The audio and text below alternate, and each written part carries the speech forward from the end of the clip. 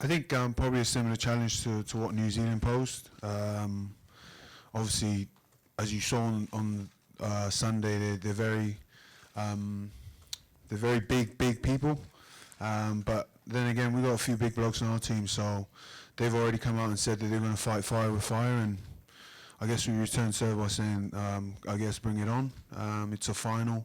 It's one of those things you have to front up to, and it's one of their biggest assets. So something that we've been working on. But you know, like Elliot's mentioned, they've got many different threats just as well as their forward pack.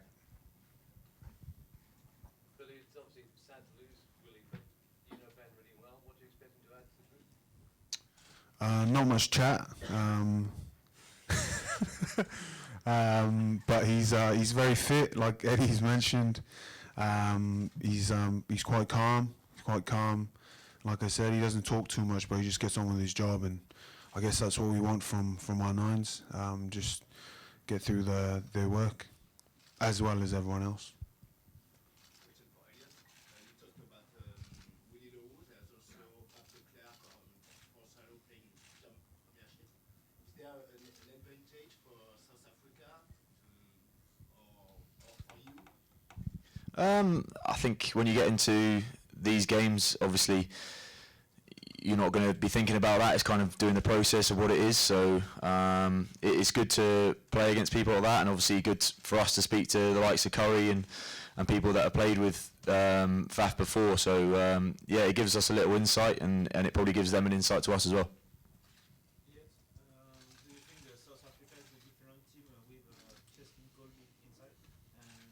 Will it change something in the tactical approach if he plays, such as the kicking game, for example? Oh yeah, I mean, you've seen over the last, especially I played against him in Europe a couple of times. He's a good player with very good feet. So he's one of their X Factor players. So they'll look to get him the ball as much as possible. I don't think it will change their structure too much, but they'll probably just try to give him the ball in space a little bit more. Really, John Mitchell used the word brutality and was talking about the contact area in the game and things like that. What exactly does that mean to you as a player? I guess when coaches throw words like that at you, you kind of have to back it up. And you know, we've been challenged again to bring the same intensity this weekend. And like I said, they've got some big players on their team, none more so than probably their second rows and Dwayne. So those guys are great players, and it's a challenge for us up front to give people like Elliot and everyone else around him that time and space with the ball to do what they do. Sorry. You've spoken to us during the course of tournament about trying to find the right balance in your game, about being direct sometimes and use of footwork. Is this a game that needs footwork from you, or is it a game that needs you to be straight and physical and in their face? I think just whatever the situation needs, and that's what I'm going to do. If I'm up against 2 or 3 players, then I'll probably try and run away from them. And if I'm one-on-one, then I'll have a dig. But you know, it's what the situation presents. If it's on, it's on. If it's not, then try and play some smart rugby just as well as physical. Aki? Questions for both of you. There seems to be like a Japanese Suntory boys joining the training team. And how long have they been training, and what kind of effect has been with their presence? I think 3-4 weeks now, probably. It's just been good because we've had a few niggles and things. It's good to have a full 15 to train against, and I think Genki's been our boy, really. He's the man. Yeah, he's been with us probably the most amount of time. Yeah, but you can just see how excited they are to come and train, and it's slightly different as well, training against people that you don't train against every day. So yeah, it makes you concentrate probably a little bit more in training, definitely. Oh, like Elliot said, it's nice to have different people and different energy levels. Obviously, we've had a few bumps and knocks, but you know, to have people like Genki in and not just help with training, but the emotions of the group has been great. And yeah, we've name dropped him enough, I think, but he's a good lad. Billy, can I ask about Owen's development as a leader? It seemed on Saturday that he stepped up even more, the hacker and playing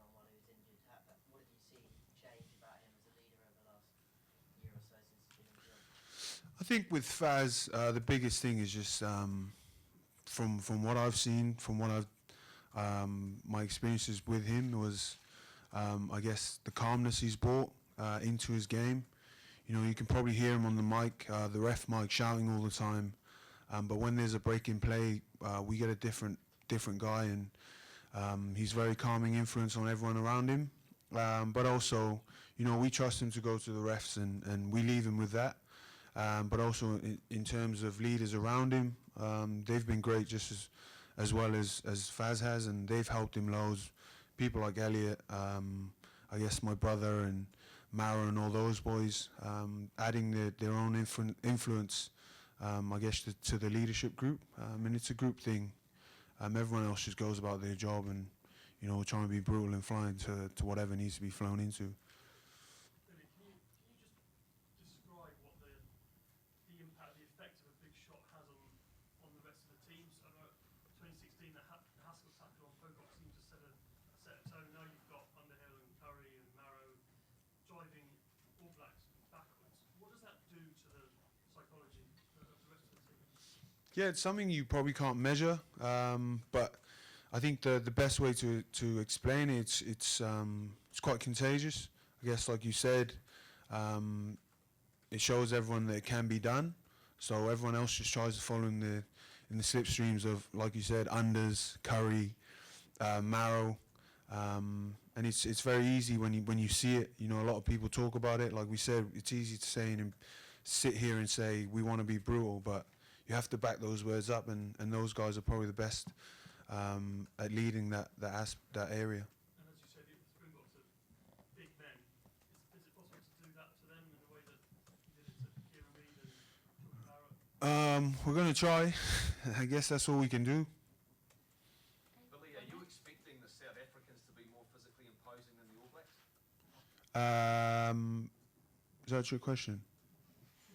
No. No, look, the All Blacks have been the best in the world for forever, and that physicality has helped them get to that stage, and we've set out wanting to be the best in the world, and we've got to back up what we did last week.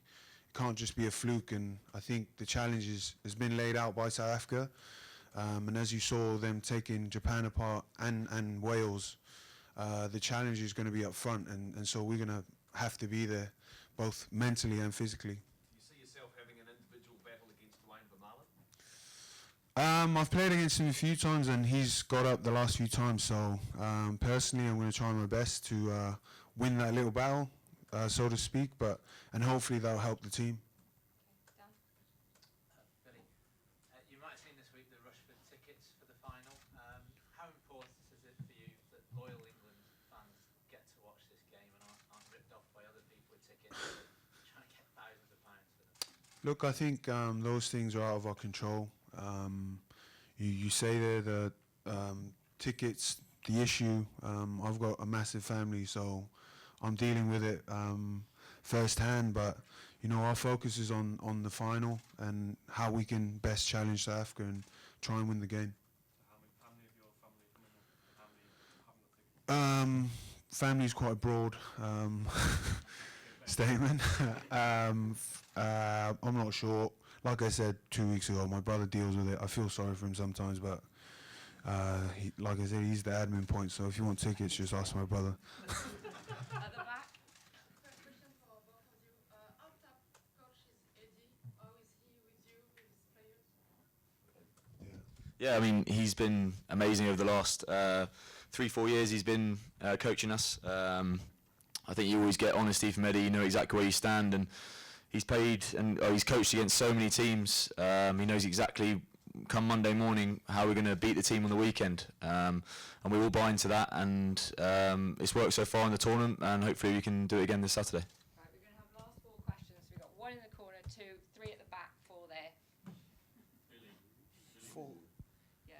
This is the finish line, the final. How does that affect your mindset and in terms of going out and putting your body on the line?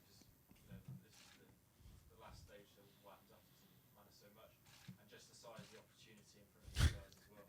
We've got a full season after this. Look, we obviously want to play our best. Like Eddie said, we want to peak right at the end of the tournament, not at the start. And you know, South Africa is our next biggest challenge. Obviously, our goal was always to be number one, so we're just going to try and prepare as well as we can. You know, tomorrow's a massive session for us. We always put massive emphasis on that session to prepare us as well as possible for the weekend, and it's going to be the same again. So hopefully Genki and his boys bring their A game tomorrow. Two. Yeah, Billy, just on the topic of family, how important a role do they have to play this week so that you guys can kind of don't get too stuck in your own heads and play the final before Saturday? Oh, they're massive, but I also think that they can be a distraction as well. You know, like I said, the tickets, trying to give you pointers on how to play rugby. You know, my auntie's always great for that. But, you know, their support is kind of very important to us, but I guess all we need at the moment. You know, my auntie's trying to tell me how I play number 8 and things to my brother as well. So as good as it is to have them, they can be a distraction. So, like I said, we're trying to lock in on Saturday and see how we can come out firing again. Jonathan? Elliot, Mr. Wilkins, your former director of rugby at school, has been talking about your days there, competitive, like a bit of a laugh, laugh and a joke. Give us a sense of what it is now on the eve of Rugby World Cup, of those early days playing rugby, you know, at school and also club rugby as well at Beckenham. Yeah, I mean, you always look back on that. I think from the start of the process, when we got together, it's been about our grassroots clubs and where we've come from and where we've played at, and it goes a massive amount towards where I am today, definitely. And I think when I started at 5 years old at Beckenham Rugby Club, and I probably didn't think I'd be here now, but there's been some great coaches and great teams along the way, and it's all played its part. Okay, last question, Chris. Billy, you mentioned Vune. Were you not as good a player then when you played him, or do you do things wrong you want to put right? Because it's obviously stuck in your memory, isn't it? No, you just play better. And you guys brought him up, not me. So, you know, it's something that I think about, trying to help my team as much as possible. And I guess he comes into that equation because he's such a big player for them. You know, we played them in the summer, not this year, but last summer, and he was monumental in getting them those 2 victories. You know, so not just myself, but we got to try and negate his influence on the game, and not just him, but everyone else around him. You know, the Pollards of this world and Steph Detroit. So they got massive threats across the board.